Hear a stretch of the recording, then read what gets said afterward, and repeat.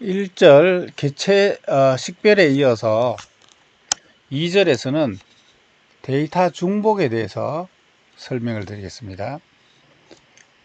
1절에서 데이터 통합을 할 때 여러 소스에서부터 데이터를 수집을 쭉 해서 가져오다 보면 같은 데이터가 여러 군데서 올 수가 있고, 그렇게 같은 데이터가 여러 군데 흩어져 있으면 이것을 하나로 통합해 줄 필요가 있다.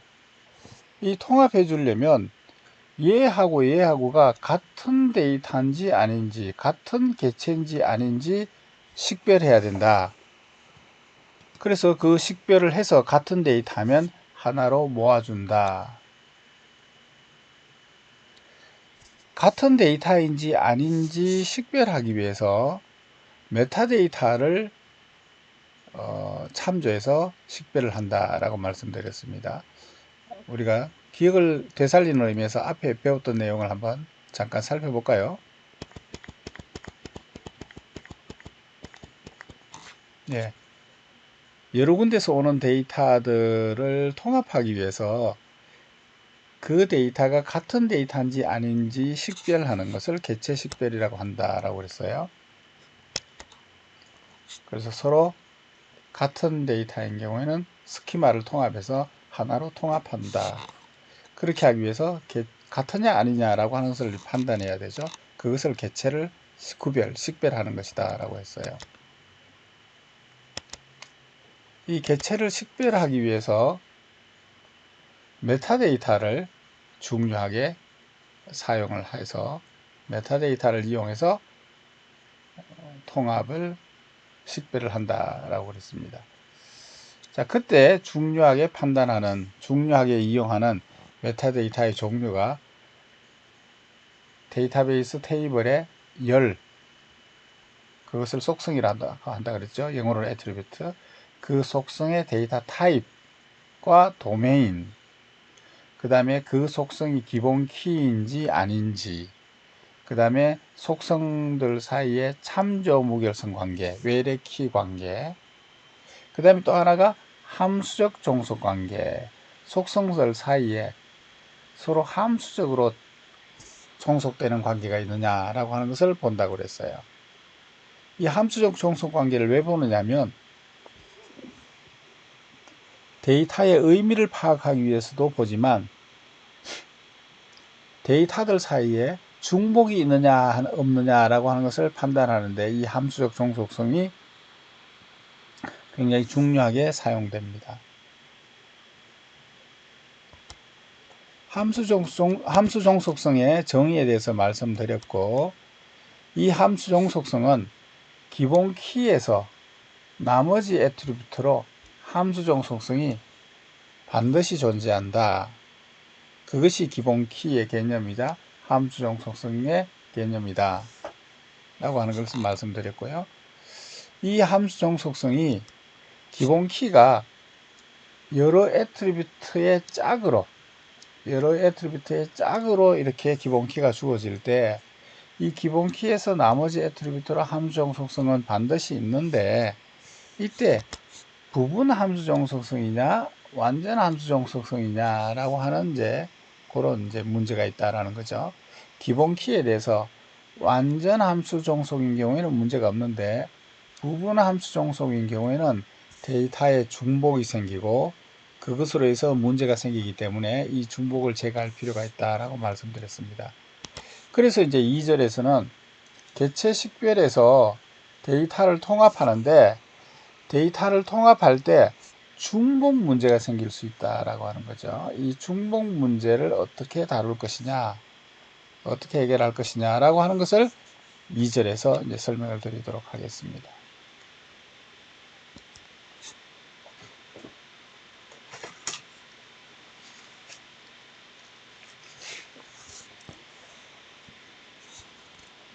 이 데이터 중복은 여러 가지 이유 때문에 데이터 중복이 생길 수 있는데 그 중에 한 가지 이유가 유도 속성이 데이터 중복의 원인 중에 하나다. 하는 겁니다. 이 유도 속성이라고 하는 것은 뭐냐면 앞에서도 말씀드린 것처럼 데이터베이스는 많은 양의 데이터이긴 하지만 표 형태로 데이터를 유지하고 사용을 합니다. 이 표에 많은 데이터, 많은 행위 올 수 있습니다. 수십만 개, 수백만 개, 수천만 개, 많은 양의 행들이 들어있는 이런 표를 데이터베이스에서 관리하고 사용합니다. 자, 이런 데이터베이스 테이블은 여러 개의 열들로 이루어져 있는 테이블 모양이죠. 이 열들을 속성이라고 그렇게 얘기를 한다라고 그랬었죠. 이 속성 중에 어떤 속성은 다른 속성으로부터 유도될 수 있는 그런 속성이 있을 수 있다라고 하는 거죠. 이 속성의 값은 요 속성만 있으면 요 속성에서부터 유도해낼 수 있는 그런 속성이라는 거예요. 여기 지금 보시게 되면 나이, 연령이라고 하는 속성은 생년월일이 있으면 이 생년월일을 가지고 계산해낼 수가 있죠. 그 다음에 여기 또 다른 예제가 과목의 총점. 과목의 총점은 각 과목의 점수가 있으면 그 과목의 점수를 합하면 총점이 나오는 거죠. 이런 식으로 다른 속성에서부터 계산에 의해서 나올 수 있는, 유도할 수 있는 이런 속성을 유도 속성이다 이렇게 얘기합니다. 다른 속성으로부터 유도할 수 있는 속성. 예, 다른 속성에서부터 유도할 수 있기 때문에 사실은 이거 없어도 되는 거죠. 없어도 여기서부터 얻어낼 수가 있어요. 그럼에도 불구하고 이걸 따로 두는 이유는 뭐죠? 이게 없으면 여기서부터 계산을 해야 하기 때문에 번거롭다 내지는 시간이 걸린다 라고 해서 요게 있긴 하지만 별도로 둬서 사람의 나이가 필요하다 그랬을 때 그때마다 이걸 계속 계산을 해서 가져오는 것이 아니라 여기서부터 그냥 바로 꺼내서 뭐다 나이가 얼마다 이렇게 이제 하기 위해서 별도로 이렇게 유지하는 거죠. 그래서 이 유도 속성은 데이터베이스의 조회의 성능을 높이기 위해서 두는 겁니다. 유도될 수 있지만 조회할 때 거기서 바로 꺼내서 보여주기 위해서 이 유도 속성을 두는 거죠. 이 조회의 성능을 높이기 위해서 데이터베이스에서 하는 것 중에 하나가 반정규화라고 하는 겁니다. 앞에서 정규화라고 하는 것은 데이터 중복을 없애기 위해서 하는 것이 정규화다 이렇게 얘기를 했는데 데이터의 중복이 왜 있느냐 하면 테이블을 분리해서 유지해야 될 정보를 하나로 합쳐 놓으면 데이터의 중복이 생깁니다. 그래서 정규화라고 하는 것은 이 데이터의 중복이 없도록 테이블을 여러 개로 분리하는 이 분해하는 것을 정규화다 이렇게 얘기합니다. 데이터의 중복을 없애도록 테이블을 분해하는 것을 정규화다 합니다. 반정규화라고 하는 것은 나눠져 있어야 할 데이터를 하나로 합쳐 놓는 거죠. 하나로 합쳐 놓는 것이 이게 반정교합니다. 이렇게 하나로 합쳐 놓으면 데이터에 중복이 생길 수가 있어요. 데이터에 중복이 생기지만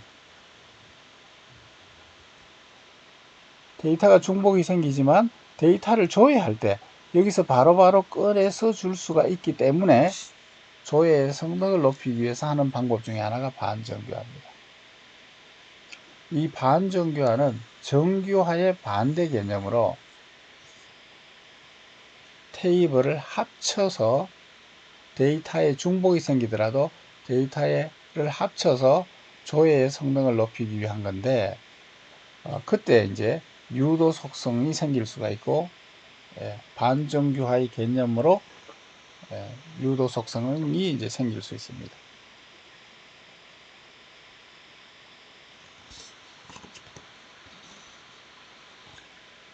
정교화라고 하는 것은 데이터 중복을 없애기 위해서 데이터 중복이 되어 있는, 다시 말하면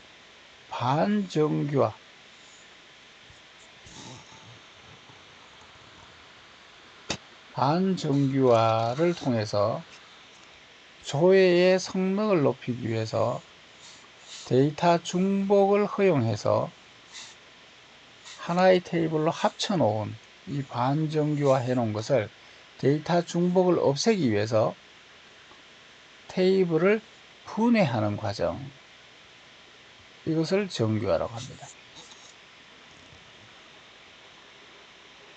반정교화는 또는 유도 속성은 조회하는데, 검색하는데 성능 향상에는 도움이 되지만 데이터에 중복이 생겨서 이 데이터 중복으로 인한 여러 가지 문제가 생길 수 있는데, 그 중에 하나가 데이터 불일치 문제입니다. 데이터 중복해서 있다가 보면, 여러 번 나타나다 보면 그 데이터들 사이에 일치하지 않는 현상이 생길 수가 있다는 거죠. 이런 이제 데이터 불일치 문제가 생길 수 있습니다. 예를 들어서 월소득, 월급이라고 하는 열이 있습니다. 속성이 있습니다. 이 월소득이 100만 원으로 되어 있는데 연소득이라고 하는 열이 또 있어요. 월소득에다가 12를 곱하면 얻어질 수 있는 유도 속성이죠. 근데 여기에 1000만 원이라고 하는 값이 들어있어요. 그러면 월소득하고 연소득하고 짝이 안 맞죠. 이런 불일치가 생길 수 있습니다. 이게 이제 데이터 중복, 여기서부터 유도될 수 있는 값을 따로 유지하는데, 따로 유지할 때 잘 유지하면 되는데 잘못 유지하게 되면 이렇게 불일치가 생길 수 있는, 이런 게 생길 수 있다는 거죠. 그래서 데이터 중복은 이런 불일치를 만들 수 있는 여지가 많이 있습니다. 데이터 중복은 저장 공간도 낭비하고 필요 없이 반복되니까 저장 공간도 낭비하지만, 저장 공간 낭비하는 것보다 더 심각한 문제가 데이터의 불일치를 만들 수 있습니다.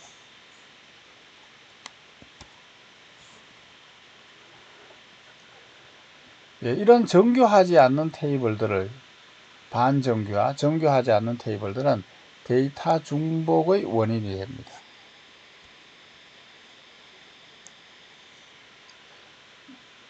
일부러 정교하지 않고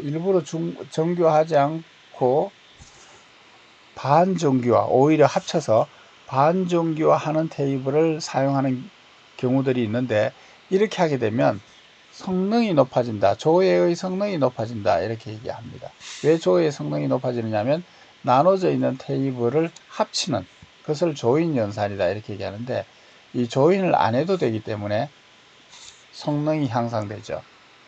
그렇지만 정교화하지 않으면, 반정교화 상태로 사용을 하게 되면 데이터에 중복이 생기고, 데이터의 중복으로 인해서 데이터의 일관성이 문제가 생기는, 데이터의 일관성이 깨지는, 데이터가 일치하지 않는 이런 문제가 있을 수 있습니다. 여기 지금 이제 예를 들어서 예가 하나 있는데, 예를 들어서 사람의 이름, 구매자입니다. 물건을 구매한 구매자하고 그 사람의 주소하고를 같은 테이블에 키로 사용을 하고 있다, 이렇게 되어 있습니다. 구매자의 이름과 구매자의 주소를 같은 테이블에 넣었습니다. 이것을 이용해서 구매자의 주문 내용을 저장하는 데이터베이스가 있습니다. 그러면 예를 들어서 A라는 사람의 주소는 뭐고, 그 사람이 무슨 물건을 구매했고, 이 사람이 또 다음날 다른 물건을 구매할 수도 있죠. 이 사람이 이 물건을 또 다른 날, 주소죠. 그 사람이 주소는 뭐고, 이 날짜에 이걸 구매했는데 또 다른 날짜에 이걸 구매했고, 또 똑같은 사람이 주소는 이건데 다른 날짜에 이 물건을 구매하고. 그래서 이 구매한 히스토리를 이렇게 쭉 저장하게 되면 여기에 날짜가 이렇게 계속 들어가면서 그 사람의 주문한 내역이 이렇게 쭉 들어가겠죠.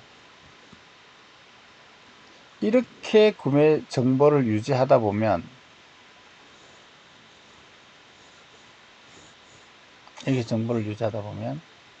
이 사람의 주소가 똑같은 사람이니까 주소가 여러 번 반복된다는 거죠. 그 데이터에 중복이 생긴다는 거죠. 하다가 실수로 이 사람의 주소를 다른 주소로 넣었다. 그러면 똑같은 사람의 주소가 다르게 나오는 이런 현상이 생길 수 있다라고 하는 거예요. 그래서 같은 사람의 다른 주소가 들어가는 경우에는 데이터에 불일치가 발생한다는 거죠. 그래서 정교한 관점에서 놓고 보면 이런 데이터 중복은 안 생기도록 다른 테이블에 분해를 해서 다른 테이블에 유지하는 것이 다른 테이블에 이렇게 유지하는 것이 따로따로 이렇게 분리해서 유지하는 것이 데이터 중복을 없애고 따라서 이런 불일치를 없앨 수 있는 방법이라는 거죠. 그래서 이 정교화 관점에서 놓고 보면 이 구매자 주소는 별개의 테이블에 저장하는 것이 오히려 중복을 없애고 불일치를 방지할 수 있는 방법이 된다는 거죠. 그렇지만 이제 이렇게 분해를 해놓으면 어떤 사람의 주소가 알고 싶다 그러면 여기서는 주소를 바로 꺼내주면 되는데 여기서는 이제 그 사람에 대한 주소를 이제 다른 테이블에서 가지고 와야 되는, 다시 말하면 둘을 조인하는 게 필요해서 시간이 이제 걸릴 수 있다. 그래서 이제 반정교화 했는데, 반정교화는 데이터 중복이 생기고 데이터 불일치를 일으킬 수 있는 그런 문제가 있다는 거죠.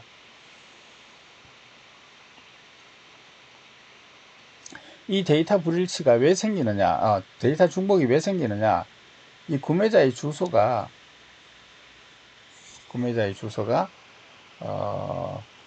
지금 이제 이 테이블에 들어 있는데, 이 테이블의 기본 키가 뭐가 되느냐면, 이 테이블의 기본 키가 뭐가 되느냐면, 구매자하고, 여기 지금 아까는 이름이라고 했다가 여기는 번호라고 되어 있는데, 이름으로 통일시킵시다. 구매자의 이름하고 구매자의 날짜, 요 짝이 기본 키가 된다는 거예요. 예. 여기 구매자의 이름하고 날짜하고 요 둘의 짝이 기본 키가 돼서 터플들을 식별할 수 있다는 거예요. 요게 기본 키. 근데 요 기본 키에 대해서는 나머지 애트리뷰트로, 기본 키에 대해서 나머지 애트리뷰트로 함수적 속성은 항상 있죠. 근데 요 주소 같은 경우에는 기본 키의 일부분인 이 구매자의 이름에서 주소가 하나 정해지기 때문에 기본 키의 일부분인 이름에서 요 주소가 함수적 속성이 된다. 그래서 기본 키의 부분 함수적 속성이 된다라는 거예요. 이 부분 함수적 속성 때문에 이 키에 대해서 부분 함수적 속성이 되기 때문에 뒤에 설명이 나옵니다만 여기 미리 나오네요. 제2정규화 원칙에 위배되어서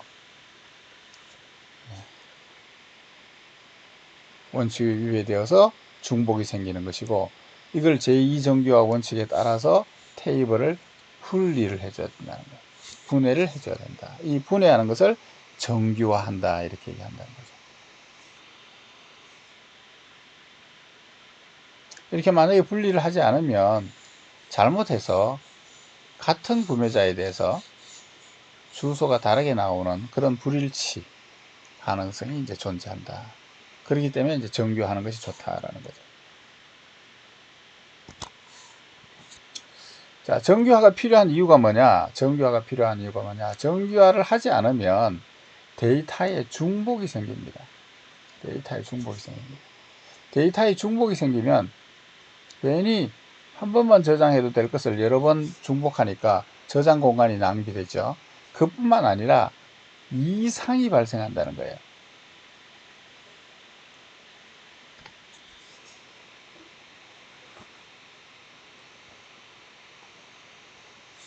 이 이상이라고 하는 것은 데이터를 삽입하거나 삭제하거나 갱신할 때 비효율적이거나 혹은 이런 연산을 하는 것이 불가능해지는 이런 상황이 나타난다. 이런 현상을 이상현상이다, 아노말리다 이렇게 얘기합니다. 이 아노말리는 세 가지 종류가 있는데 삽입, 갱신, 삭제 이 세 가지 연산이 잘 안 되거나 비효율적이거나 아니면 실행하는 것이 불가능하거나 어떤 문제를 일으키는 이런 현상을 이상현상이다 이렇게 얘기합니다. 삽입 이상은 새 데이터를 삽입할 때 뭔가 불편하다는 거예요. 불필요한 데이터도 같이 삽입해야 되는 이런 현상이 생길 수 있다. 아니면 삽입이 불가능해진다. 갱신할 때 한 번만 갱신하면 될 것을 여러 번 갱신하거나 일부만 갱신하면 불일치가 생기는 이런 이제 현상이 생길 수 있다. 이 삭제는 내가 원하지 않았던 다른 데이터까지 함께 삭제되는 이런 현상이 생길 수 있다. 이런 현상이 왜 생기느냐?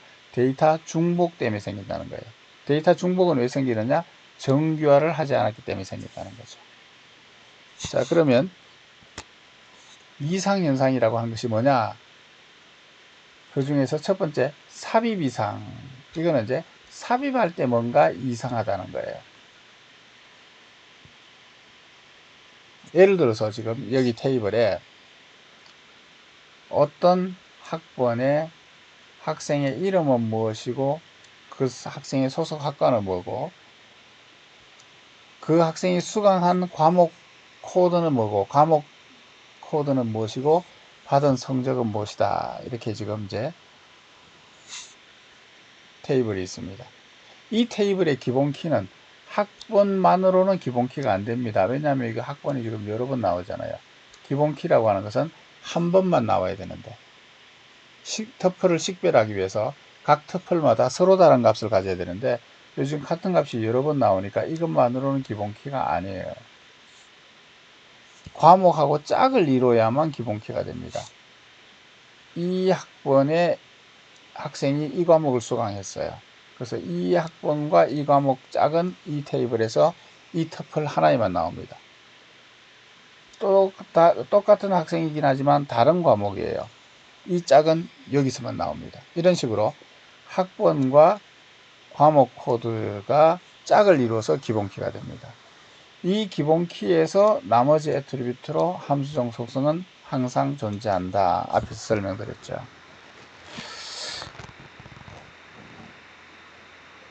자, 여기서 삽입 이상이라고 하는 것은 뭐냐면 어떤 학생 한 명을 추가하고 싶어요. 아직 수업은 하나도 수강 신청을 안 했어요. 그래서 그 학생의 학번은 무엇이고 이름은 뭐고 과목은 뭐고 아직 과목은 하나도 신청 안 했어요. 그러면 과목에는 널이죠. 이런 터플을 넣을 수가 없어요. 왜냐하면 기본 키에는 널이 되면 안 돼요. 이게 식별 기준이 되기 때문에 기본 키는 터플을 식별하는 기준이 되기 때문에 기본 키는 널 값이 될 수가 없다라고 하는 것이 중요한 데이터베이스 테이블의 제약 조건입니다. 그래서 기본 키에다가 널을 넣으려고 하니까 이런 터플은 못 넣어요. 반드시 어떤 과목 수강한 것이 같이 들어가야 돼요. 그래서 학생 정보만 삽입하고 싶다 할 경우 삽입이 안 된다. 이것을 삽입 이상이다 이렇게 얘기합니다.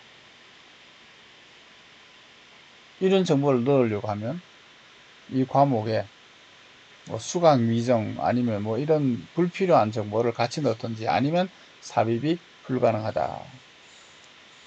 이게 삽입 이상이에요. 어떤 테이블에 터플을 삽입하고 싶은데 넣고 싶은 정보를 못 넣는다. 이게 삽입 이상이에요.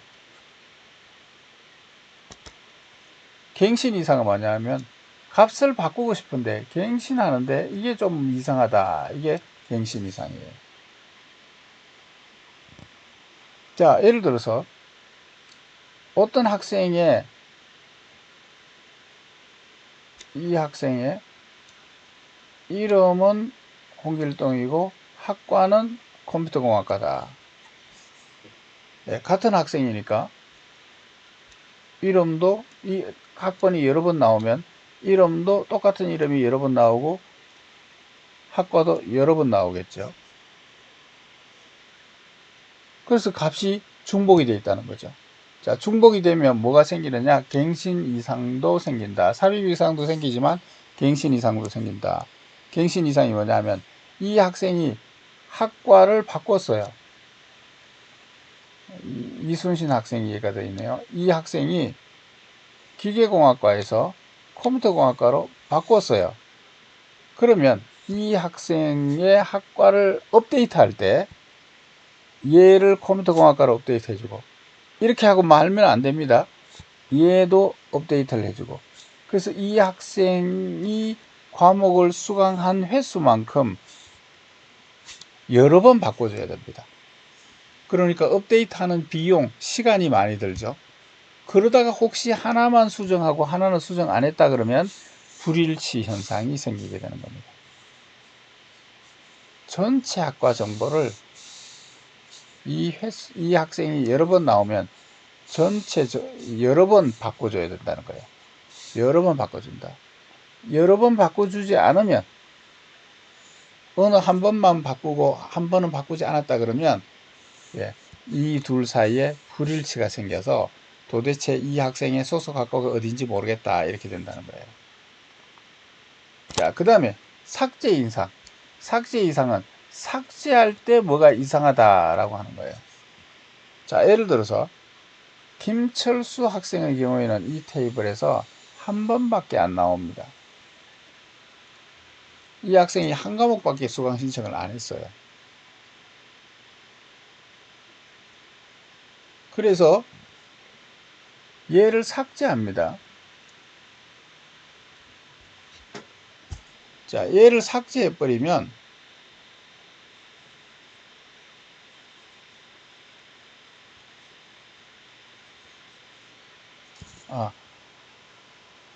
요 수강 내역을 삭제합니다.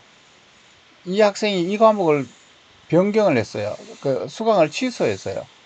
이 학생이 이 과목을 수강한 내역을 취소를 하니까 얘를 삭제를 하는 거죠. 이 터프를 삭제를 하면 김철수 학생이 이 과목을 수강 취소한 것 때문에 이 터플이 삭제돼 버리면 김철수 학생이라는 이 학생 정보가 아예 없어집니다. 그렇죠. 이 터플 전체를 삭제해 버리면. 그래서 내가 원하지 않던 정보까지 삭제된다. 김철수 학생에 대한 정보까지 함께 삭제돼 버린다.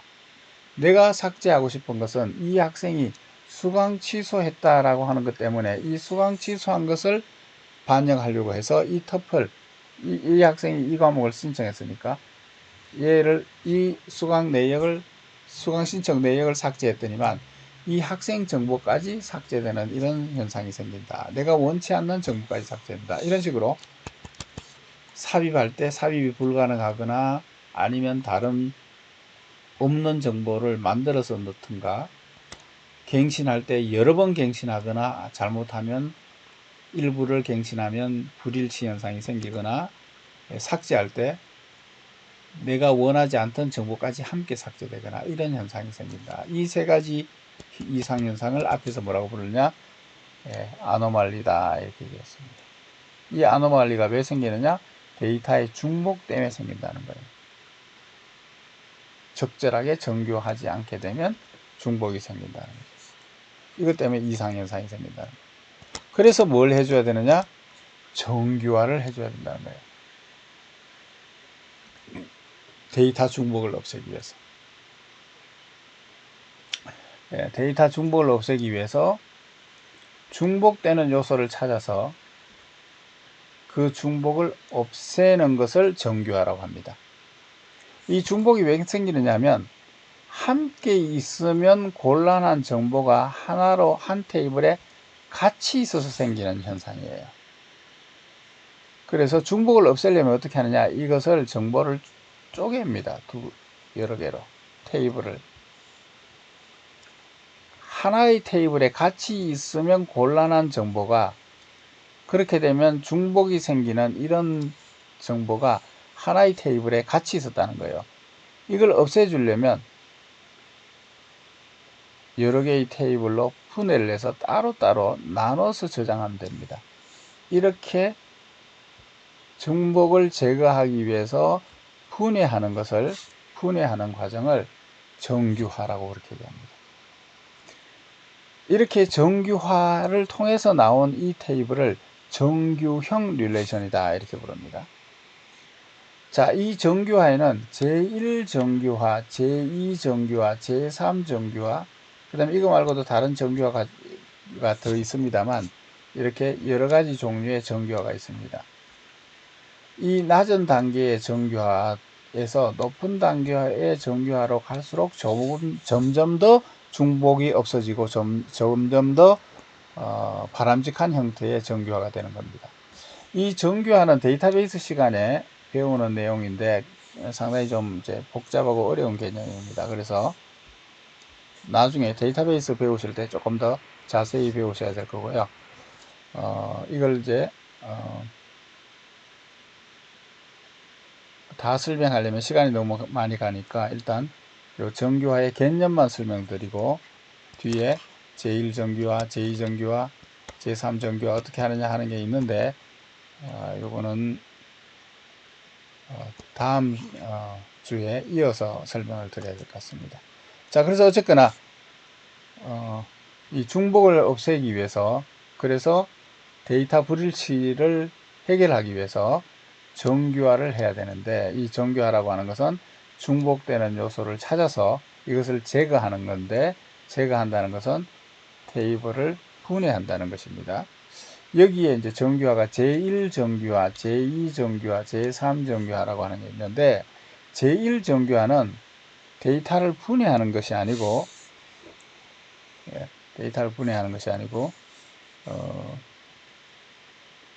테이블의 모든 속성이 원자값을 갖도록 해주는 것을 제1정규화라고 합니다. 이 제1정규화는 모든 데이터베이스 시스템들이 제1정규화가 되어야 할 수 그 테이블을 시스템에서 사용할 수 있도록 해요. 다시 말하면 데이터베이스 시스템에서 사용하는 모든 테이블들은 속성들이 원자값이어야 됩니다. 그래서 혹시 원자값이 아닌 테이블이 있으면 원자값으로 다 만들어 줘야 데이터베이스 시스템에서 사용할 수 있어요. 그래서 모든 데이터를 원자값으로 만드는 것, 이것이 제1정규화입니다. 시스템에서는 기본적으로 제1정규화가 되어야 데이터베이스 시스템에서 사용할 수 있습니다. 자, 그 다음에 이렇게 이제 제1정규화가 되어도 기본 키에 대해서 여기 보시게 되면 주식별자가 아닌 속성 이렇게 되어 있는데, 주식별자가 아닌 속성 중에서 주식별자 전체에 이렇게 되어 있는데, 이 주식별자가 기본 키를 얘기합니다. 기본 키에 대해서 나머지 애트리뷰트들이 완전 함수 종속이어야 되는데 부분 함수 종속, 다시 말하면 이 기본 키 전체에 대해서 종속이 돼야 되는데 기본 키 일부분에 대해서 종속하는 게 있으면 그게 부분 함수 종속성이고, 그게 중복이 되고 불일치가 생길 수 있다 그랬죠. 그래서 이 기본 키가 아닌 이 속성이 기본 키 전체에 대해서 종속이 되느냐, 그렇지 않으면 이걸 이제 제거해 줘야 됩니다. 다시 말하면 분해해서 다른 테이블에 저장을 해야 됩니다. 이렇게 하는 과정을 이제 제2정규화라 그러고, 제3정규화는 아직 개념을 설명을 안 드렸는데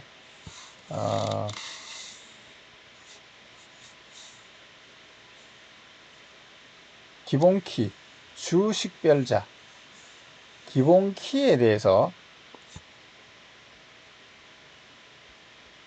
다른 속성들이 함수 종속성이 되어야 되는데, 기본키가 아닌 속성에 대해서 함수 종속성이 있는 이런 것들을 제거하는, 요걸 제3정규항이라고 합니다. 그래서 이 개념이 좀 이제 어렵고 복잡하기 때문에 여러분들이 이해가 잘 안 가시면 그냥 이름만 제1정규화, 제2정규화, 제3정규화 이런 식으로 여러 단계의 정규화가 있구나 하는 정도만 일단 아시면 되고요. 이걸 이제 자세히 아시려면 데이터베이스 시간에 따로 배우셔야 되고 좀 복잡한 개념입니다. 그래서 어쨌거나 이 정규화라고 하는 것이 여러 단계로 걸쳐서 정규화가 이루어진다, 이렇게 이해하시면 되겠고요. 요 제1정규화, 제2정규화, 제3정규화에 대한 조금 더 자세한 설명은 일단 이번 주 강의는 여기서 일단 끝내고 다음 주에 구체적으로 제1정규화, 제2정규화, 제3정규화에 대해서 설명을 드리겠습니다. 이걸 이제 설명하려면 시간이 많이 걸리기 때문에 이 복잡한 개념을 이번 주에 다 설명하면 오히려 더 혼란스러울 것 같아서 일단 여기까지 해서 이번 주 강의를 일단 마치도록 하겠습니다.